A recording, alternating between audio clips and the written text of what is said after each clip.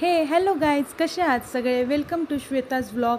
तर आज श्रावण सोमवार असल्या कारणाने आम्ही दोघे महादेवाच्या टेकडीवर चाललो आहे.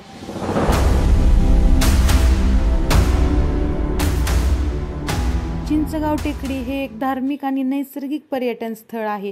हे ठिकाण धार्मिकदृष्ट्या खूप महत्त्वाचे आहे आणि येथे श्री महादेवाचे प्राचीन मंदिर आहे आणि टेकडीवरून आसपासचा निसर्ग पण खूप छान दिसतो आणि त्याचा आनंद देखील लुटता येतो. येथे भक्त मंडळी मोठ्या संख्येने येतात आणि येथे एक वेगळ्याच प्रकारचं शांततेचं वातावरण असतं.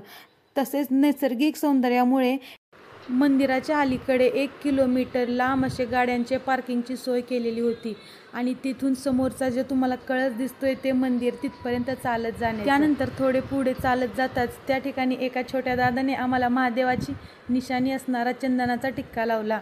आज टेकडीवरती खूपच गजबज असं वातावरण होतं. कारण हे असंच होतं, रक्षाबंधन, नारळी पौर्णिमा आणि श्रावण सोमवार.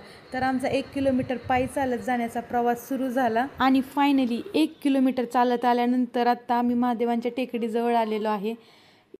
कुर्डवाडी शहरातील चिंचगाव या गावी स्थित असणारी ही महादेवाची टेकडी हे मंदिर खूप पुरातनकालीन आहे आणि खूप प्राचीन मंदिर आहे आणि इथलं काम देखील खूप कोरीव आणि रेखीव आहे. मंदिराच्या बाहेर खूपच सुंदर अशी कोरीव रांगोळी काढली होती.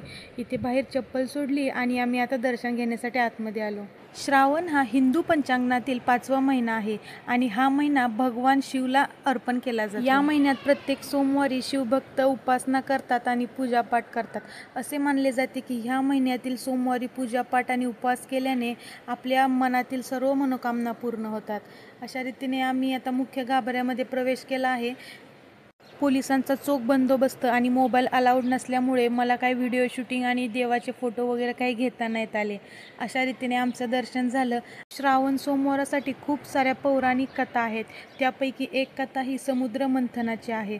या कथेमध्ये भगवान शिवाने विष प्राशन केले, त्यामुळे त्याला नीलकंठ असे म्हटले. त्यामुळे या महिन्यात त्याची पूजा केल्याने आपल्यावर येणारे प्रत्येक संकट हे भगवान शिव टाळतात असे म्हटले जाते. शिवलिंगाची पूजा करताना त्याच्यावर मध, दूध, दही, बेलपत्रे इत्यादी अर्पण करून त्याची पूजा पवित्र देवाच्या गाभाऱ्यात थोडा वेळ विसावा घेतल्यानंतर आम्ही मंदिराला प्रदक्षिणा मारण्यासाठी बाहेर निघालोत. मंदिरामध्ये नारळ फोडण्यास अलाउड नसल्यामुळे मंदिराच्या बाहेर येथे नारळ फोडण्यासाठी छोटंसं शिवलिंग तयार केलेलं आहे आणि त्याच्यावरती सर्वजण नारळ पूजा करतात. मंदिराचा परिसर हा खूपच मोठा आणि सुसज्ज आणि स्वच्छ आहे.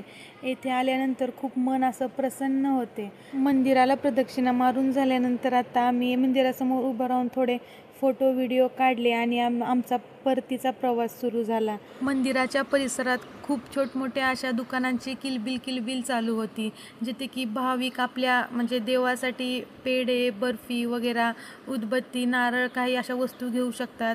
या उलट लहान मुलांसाठी आकर्षक अशी खेळणी, स्त्रियांसाठी छोटे मोठे दागिने आणि लहान मुलांना खेळण्यासाठी टेडी बिअर वगैरे असं खूप भारी इथला परिसर होता.